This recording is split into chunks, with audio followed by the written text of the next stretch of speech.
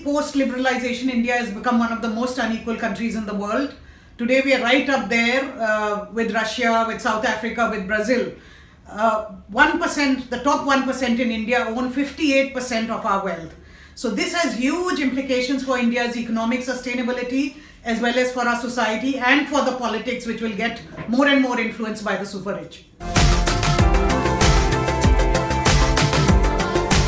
Inequality is not inevitable. It is caused by bad policies, and therefore it can be cured by good policies. We have a huge opportunity coming up with the budget on February 1. What we need to do is very, very simple. We need to raise taxes and we need to spend it on the poor, largely on health and education, so that they too can participate in the economy and gain from it. In the period since liberalization, the number of billionaires in India has gone up from 2 to more than 100. And 57 of those billionaires currently own as much wealth as the bottom 70%. So this is very high levels of concentration of wealth. And if the government wants to do something about it, it has the opportunity in the upcoming budget to take some measures. Since the bulk of this wealth is inherited, we are firstly recommending the introduction of an inheritance tax. This exists in most countries in the world, but we have not introduced it so far. We also have a very tiny wealth tax that needs to be strengthened and expanded.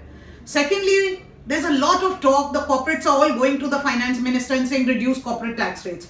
In India, the corporate tax rates are not very high and they're not out of line with what is seen in the global world. And we are saying, please don't reduce them further. There is no evidence that lower tax rates lead to greater investment and to greater economic activity. Stiglitz has said that, many other economists have shown that. So please keep the tax rates the same. And in fact, all those tax exemptions that are as much as 5 to 6% of GDP, those need to be stopped because again, there is no evidence that they have any beneficial impact on the economy.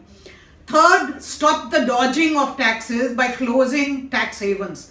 The bulk of our investment in India is coming through these tax havens and therefore it is not subject to any taxes. And that needs to be stopped at a global level. And fourthly, we are saying all these extra revenues that will come from closing loopholes or expanding the tax net need to go for really creating an equal opportunity country, by which we mean we need to invest in basic social services for the poor. Healthcare expenditures in India, public healthcare expenditures are amongst the lowest in the world, and it has been promised many times that it will go up from 1% of GDP to 3%. We need to start to see at least a movement in that direction in the upcoming budget. And public expenditures on education are also critical because that is the key for the poor also being able to grab some of these opportunities. Those need to be doubled from 3 to 6% of GDP. Again, we have implemented the right to education law, but it is being implemented so poorly that learning outcomes in India are amongst the lowest in the world. Surveys show that. So if we are going to really invest in the next generation, so to be able to grab some opportunities and grow out of poverty, these measures are absolutely critical and we're really looking forward to seeing them in the upcoming budget.